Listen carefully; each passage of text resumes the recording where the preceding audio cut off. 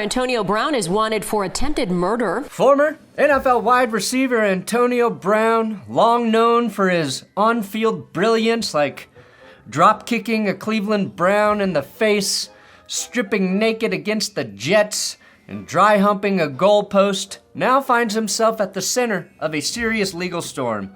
Something literally nobody on earth would have predicted. I don't know why Brown thought he had to do that. I mean, the Antonio Brown I know would typically be making headlines for spending time with sick children, writing legislation to advance LGBT rights, and distributing crackers every day to the hungry via his Cracker a Day charity. However, following a chaotic incident last month at a boxing event in Miami hosted by Adin Ross, authorities have issued an arrest warrant for Brown, charging him with attempted murder involving a firearm. And I'll be showing you the video that's being used as partial evidence against Brown today. Get the hell out of here! Yo! Within the rules of YouTube, why does Mr. Big Chest have a warrant out for his arrest? What happened and what will happen? Well, that's why you tune into Law and Order Sports. I'm Brandon Pera, a disbarred lawyer who worked as a juggalo to put myself through law school. That's right, I said juggalo, not gigolo. I was paid to attend ICP concerts in the early 2000s when the band's popularity was plummeting. I will say Antonio Brown may need to go into hiding after these most recent accusations, and nobody would ever suspect him of becoming a juggalo. Although maybe that's too on the nose, as he feels like someone who has been preparing to officially put on the clown makeup for the last decade.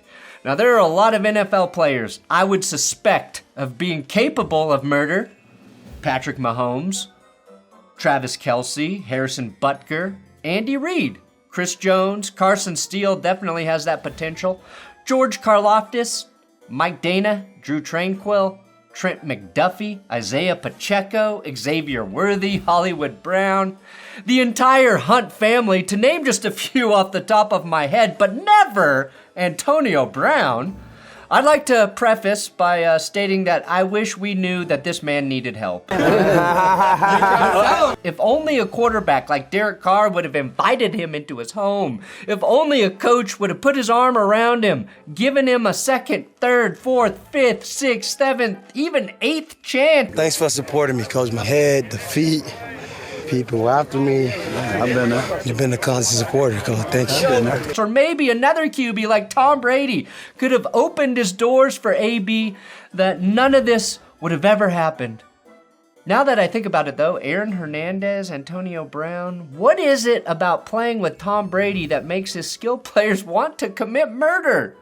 Everyone wants to point to Vontaze Burfict, right, as the hit that he laid on AB as the beginning of his CTE and downfall. But guys, I think we're looking at the wrong NFL player.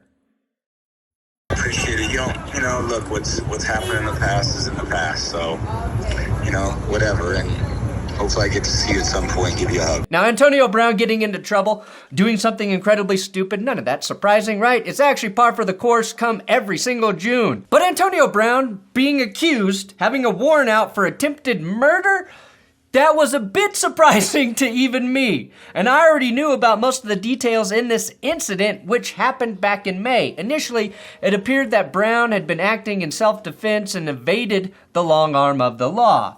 Adin Ross, a very popular streamer and internet guy that I'm not too familiar with because I no longer have to care about that type of shit, was hosting a boxing event through his company, Brand Risk Promotions, and they were hosting this now infamous boxing event in Miami, an event Antonio Brown attended. At some point, a fight between Brown and others occurred outside. You may have seen that video when it made the rounds back in May. Now I'm gonna try and show this video without getting in trouble by YouTube. I'm blurring some of the parts here where they're actually fighting. We've all seen a fight, right? There's a punch or two and a bunch of punches not landing, sloppy wrestling, people stumbling and yelling in the background. It's got all the makings of a bad fight. Now the fight itself isn't all that important outside of the fact that it was a precursor to AB allegedly deciding to shoot a gun twice at someone in a public setting. Nobody suffered serious injuries, and I think that's very important to note. Attempted murder is an incredibly serious charge if you didn't know, but AB is incredibly lucky that he shoots like Harry Dunn.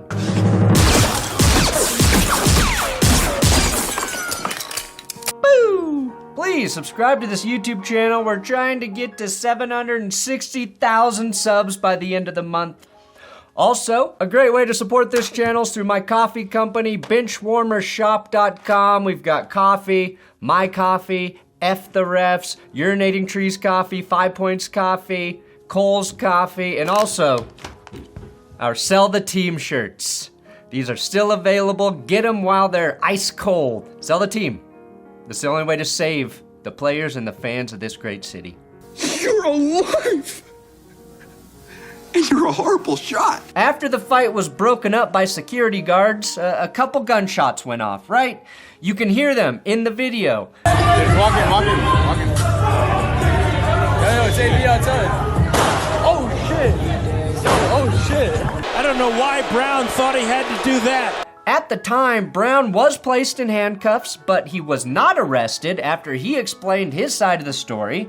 This was a quote from AB the following day. I, Antonio Brown, was jumped by multiple individuals who tried to steal my jewelry and cause physical harm to me, he wrote on his X account. Contrary to some videos circulating, police temporarily detained me until they received my side of the story and then released me. I went home that night and was not arrested. I will be talking to my legal counsel and attorneys on pressing charges on the individuals that jumped me. They jumped me, Antonio Brown. God, I wish he talked like that. Now, Brown may have been attacked first. I don't know that, based on the footage or the info with the warrant. The reason AB now has a warrant out for his arrest is based on the footage from the fight and from the eyewitness accounts. Footage plus eyewitness accounts, that's a defense lawyer's nightmare. The Washington Post's David Ovell reports that the warrant stipulates Brown must post a $10,000 bond and remain under house arrest while awaiting trial. Now, I posted this story on Twitter last night. When the story was breaking, a lot of comments were about how Brown was just defending himself, which I sort of get. Everyone has the right to defend themselves, but I was kind of shocked by the amount of people who assumed AB would be in the right here. I'd also suggest that pulling out a gun after a fist fight has already been broken up is quite excessive, and the rules of self-defense no longer apply. But let me continue and explain why AB is in real trouble. According to the warrant, several eyewitnesses identified Brown as the shooter.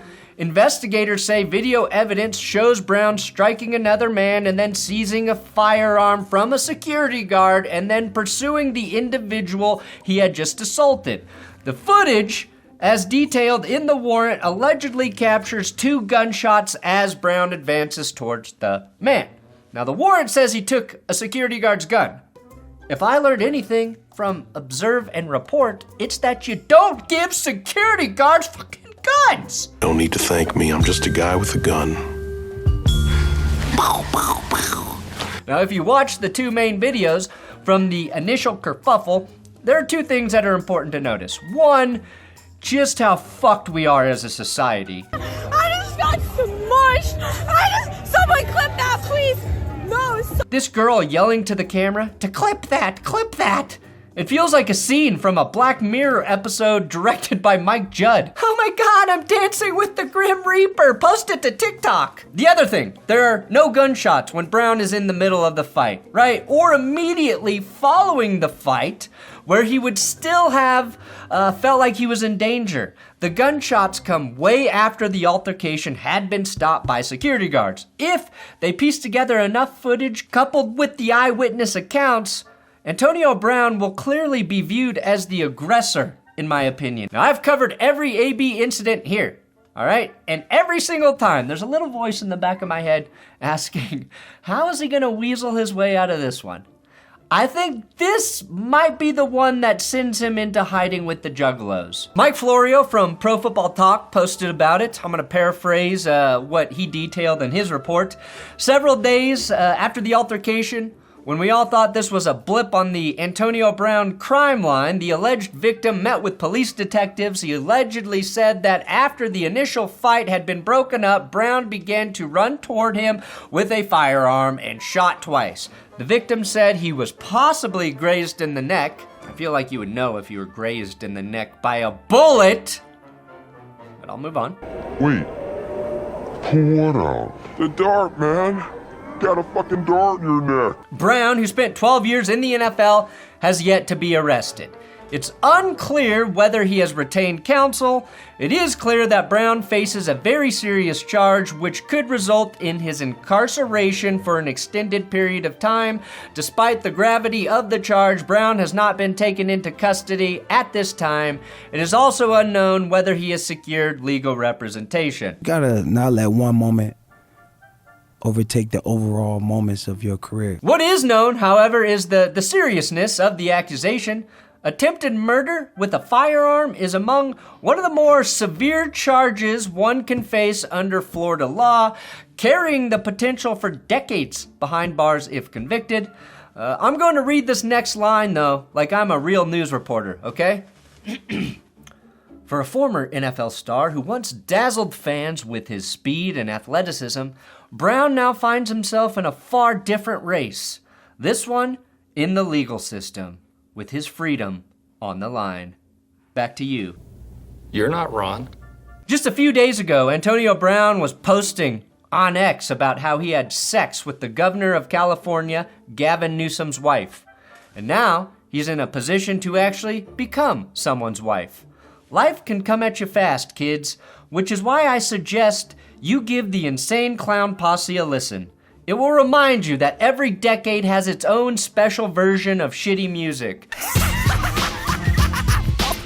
But more importantly, it'll teach you the importance of hiding behind a mask. And I wish Antonio Brown would hide behind the mask of being a regular guy, because he was one of the most talented receivers I watched in his era. And now, he's beyond being a joke.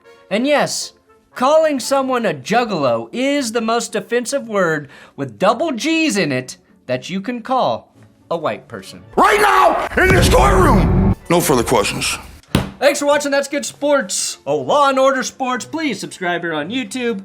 If there's any updates to this weird, crazy story, I will be posting them later on this channel. Don't forget to check out our Derek Carr video. We dropped that yesterday here on TGS.